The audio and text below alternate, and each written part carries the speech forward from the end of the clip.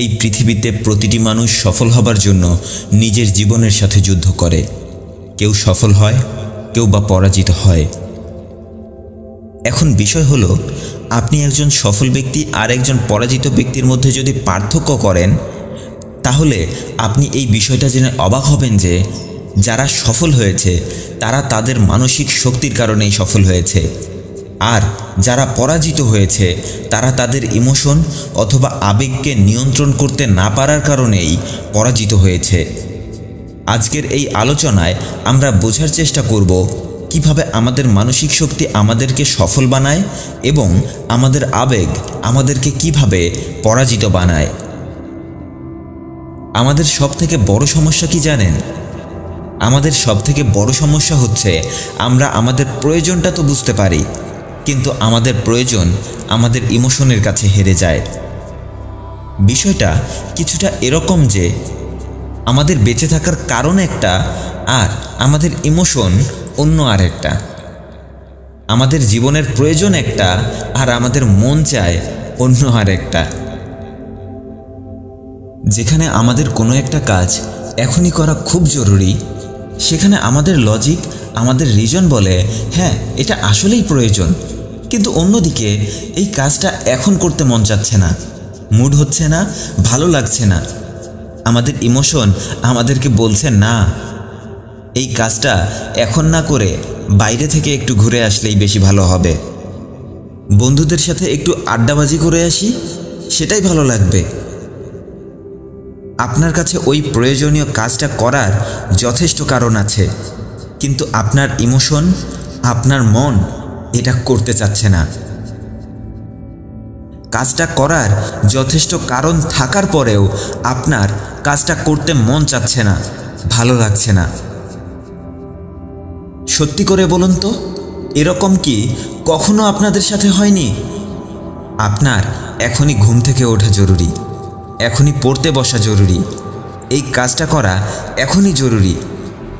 আপনার মস্তিষ্ক তো বলে হ্যাঁ এটা করা জরুরি, কিন্তু আপনার মন বলে মুড নেই, মন চাচ্ছে না, অন্য আরেক সময় করে নেব।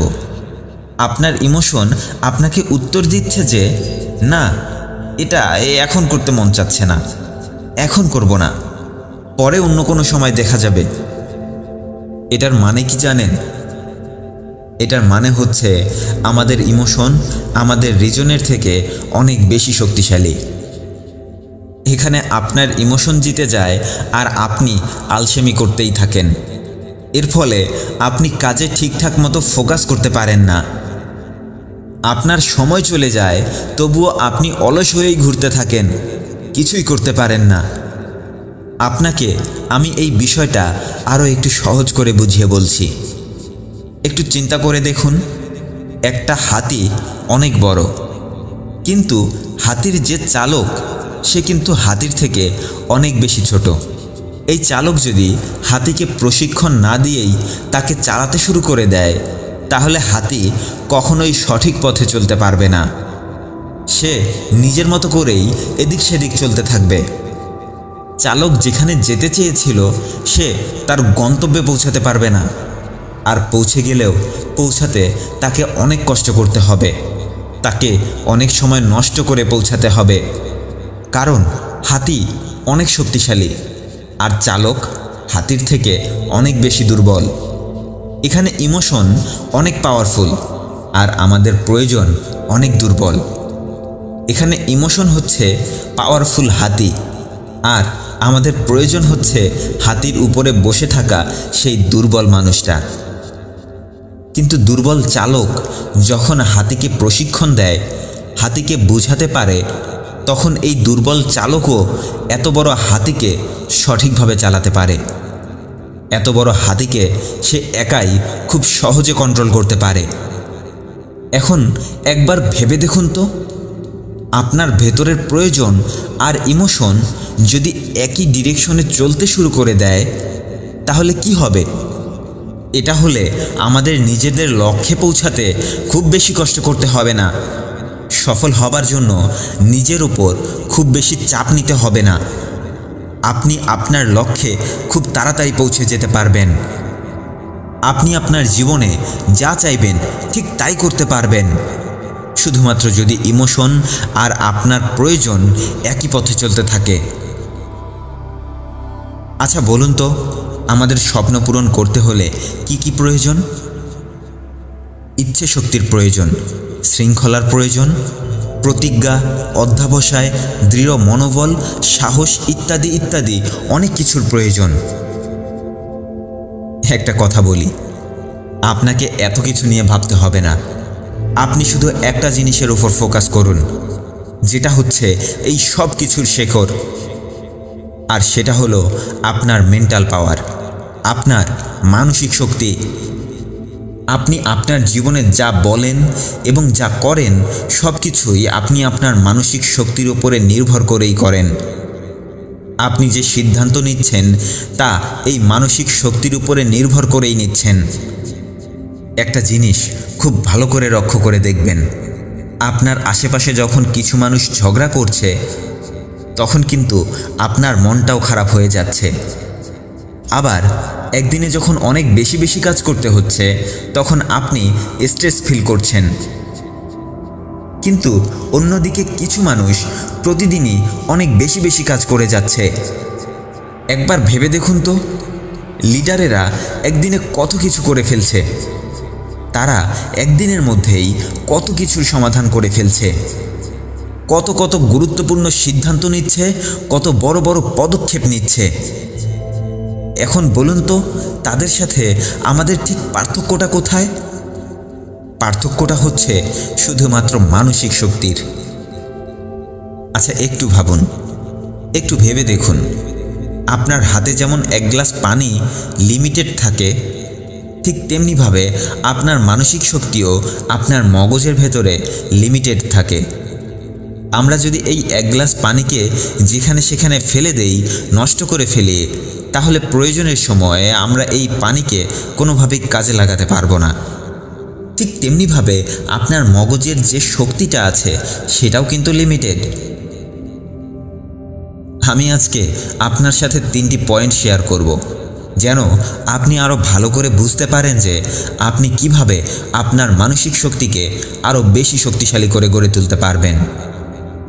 আমার আজকের প্রথম পয়েন্টটি হলো পরিচর্যা।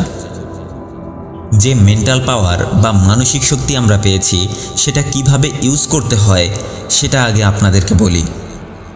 একটু ভেবে দেখুন, 20 বছর আগের সুপার কম্পিউটার যেটা করতে পারতো না, আজকে আমাদের হাতে, আমাদের পকেটে থাকা ছোট এই মোবাইল ফোনটা তা খুব সহজে করে দিতে পারছে। টেকনোলজির কারণে আমাদের কাছে আজ অনেক বেশি অপশন তৈরি হয়েছে।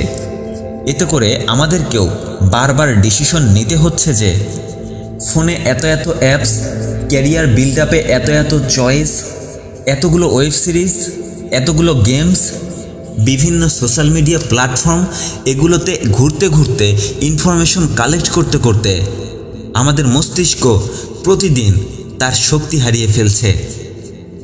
বিভিন্ন সোশ্যাল মিডিয়া প্ল্যাটফর্ম, এগুলোর সবগুলোতে আমরা জড়িত থেকে আমাদের মস্তিষ্ককে প্রতিদিন ক্লান্ত বানিয়ে ফেলছি। আমরা যখন বারবার কিছুক্ষণ পর পর এতগুলো ডিসিশন নিতে থাকি, ঠিক তখনই আমাদের মেন্টাল পাওয়ার বারবার ক্ষতিগ্রস্ত হতে থাকে। আমাদেরকে শুধু এটা মাথায় রাখতে হবে যে আমাদের এই পাওয়ার ফালতু কোনো কাজে যেন ব্যবহার না হয়, বরং আমাদের এই শক্তিকে ভালো কোনো কাজে লাগাতে হবে। যেমন ধরুন, প্রতিদিন চিন্তা করা আজ কোন ড্রেস পরব, ফেসবুকে কার কি হয়েছে, কোন নায়ক নায়িকার বিয়ে হয়েছে, কার ডিভোর্স হলো, কার কোথায় কি হলো, এগুলোর চিন্তা করতে করতে আমাদের সময় ও মন মানসিকতার দুটোরই ক্ষতি হয়ে যাচ্ছে। তাই এসব ফালতু জিনিস থেকে দূরে থেকে আমরা আমাদের শক্তিকে ইম্পর্টেন্ট ডিসিশন নেয়ার জন্য বাঁচিয়ে রাখতে পারি, যা আমাদের ক্যারিয়ার বিল্ড আপের জন্য অনেক জরুরি। সকালে ঘুম থেকে ওঠার পর আমাদের মাইন্ড একদম ফ্রেশ থাকে। এই সময়ে আমাদের মেন্টাল পাওয়ার একদম ভরপুর থাকে। কিন্তু এদিকে আমরা সকাল সকাল উঠেই চিন্তা করা শুরু করে দেই আজ কি কি করতে হবে, কি কি বাকি আছে, প্রেশার নেওয়া শুরু করে দেই। যা আমাদের সারাদিনের জন্য রেখে দেয়া শক্তিকে ধ্বংস করে ফেলে। আপনি কি জানেন, প্রতিটি ক্রিয়েটিভ মানুষই একটা কাজ করে, আর সেটা হলো তারা আগামী দিনের পরিকল্পনা আগের রাতেই করে ফেলে। তারা এই প্ল্যানগুলো মনে রাখার জন্য ব্রেনে খুব বেশি প্রেশার দেয় না। তারা ক্যালেন্ডার ব্যবহার করে, নোট ব্যবহার করে। তারা তাদের মেন্টাল পাওয়ারকে সকাল সকাল উঠেই সঠিকভাবে কাজে লাগাতে শুরু করে। আপনারা লক্ষ্য করে দেখবেন, আমাদের সবারই একটা অভ্যাস আছে। আমরা যখনই ফ্রি হই তখনই ফোনটা নিয়ে বসে পড়ি। কোনো কারণ ছাড়াই আমরা ফোন ঘাঁটতে থাকি, সময় নষ্ট করতে থাকি।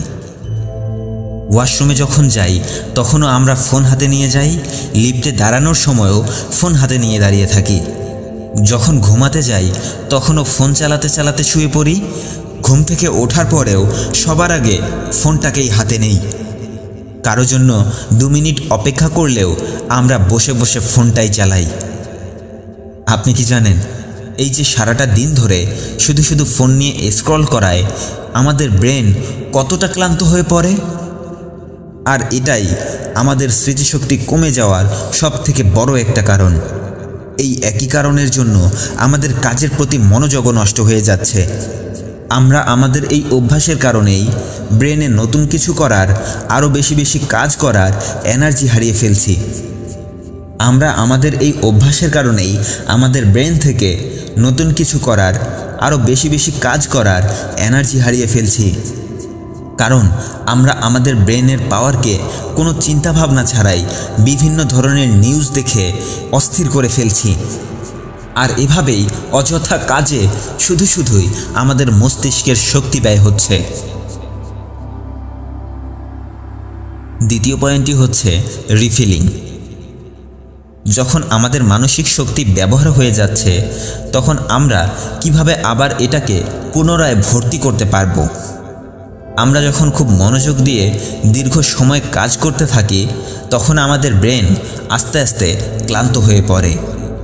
আর তখন আমাদের ব্রেনের বিশ্রাম প্রয়োজন হয়, কিছুক্ষণ রেস্ট প্রয়োজন হয়। আর তা না হলে আমাদের মস্তিষ্ক ঠিকমতো কোনো কাজে ফোকাস করতে পারবে না। আর এই কিছুক্ষণের বিশ্রাম আমাদের ব্রেনের শক্তিকে নতুন করে ভর্তি করে, আমাদেরকে মানসিকভাবে রিফ্রেশ করে তোলে, আমাদের ব্রেনকে কাজে ফোকাস করার জন্য আবার প্রস্তুত করে তোলে।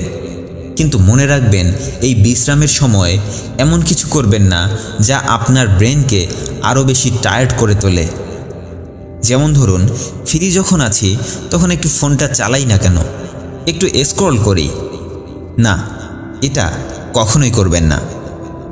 বিশ্রামের সময় সেটাই করুন যেটা আপনাকে ফ্রেশ ফিল করায়, যেটা করলে আপনার বিশ্রামটা আপনার কাজে লাগবে সেটাই করুন। আর এতে আপনার মেন্টাল পাওয়ার আরও বেড়ে যাবে, আপনি কাজে আরও বেশি ফোকাস করতে পারবেন। আর আজকের তৃতীয় এবং সবথেকে শেষ পয়েন্টটি হলো ব্রেনের শক্তিকে আপনি কিভাবে বাড়াবেন। আমরা যদি আমাদের এই মেন্টাল পাওয়ারকে আরও বাড়াতে পারি তাহলে খুব সহজেই আরও কম কষ্টে আমরা কত তাড়াতাড়ি সফল হতে পারবো, আমাদের জীবনকে কতদূর এগিয়ে নিয়ে যেতে পারবো সেটাও আজকে আমি আপনাদের বুঝিয়ে বলবো। আমরা যদি আমাদের এই মেন্টাল পাওয়ারকে আরও বাড়াতে পারি তাহলে খুব সহজেই আরও কম কষ্টে আমরা কত তাড়াতাড়ি সফল হতে পারবো, আমাদের জীবনকে কত দূর এগিয়ে নিয়ে যেতে পারবো সেটাও আজকে আমি আপনাদেরকে বুঝিয়ে বলবো। পরিস্থিতি যেমনই হোক না কেন পিছিয়ে আসার চিন্তা করবেন না। একজন যোদ্ধা যে কোনো পরিস্থিতিতে লড়াই করার জন্য সব সময় তৈরি থাকে। সে কখনো পরিস্থিতিকে ভয় করে বসে থাকে না। সবার আগে নিজের সাথে যুদ্ধ করুন, নিজের প্রতিদিনের এলোমেলো অভ্যাসগুলোর সাথে যুদ্ধ করুন। এতে আপনার নিজেরই উপর আপনার নিজের কন্ট্রোল বাড়বে, আপনার মেন্টাল পাওয়ারের ধারণ ক্ষমতা বৃদ্ধি পাবে, আপনি অনেক কঠিন কাজগুলো খুব সহজে করতে পারবেন। পরিস্থিতি যেটাই হোক না কেন আপনি যোদ্ধার মতো হাসতে হাসতে লড়াইয়ে জিতে আসতে পারবেন। এভাবে নিজের সাথে জিততে জিততে আপনি একদিন আপনার ব্যর্থতাকেও হারিয়ে দেবেন। তাই আজ থেকেই আপনার মাইন্ডসেট যোদ্ধার মতো করে তৈরি করতে শুরু করুন। ভালো থাকবেন। ভিডিওটি ভালো লাগলে সবাইকে শেয়ার করে দেখার সুযোগ করে দিন। আর আমার চ্যানেলে নতুন হয়ে থাকলে আমার অন্যান্য ভিডিওগুলো দেখুন। ভালো লাগলে এরকমই নতুন নতুন ভিডিওর নোটিফিকেশন পেতে চ্যানেলটি সাবস্ক্রাইব করে রাখুন। ধন্যবাদ সবাইকে।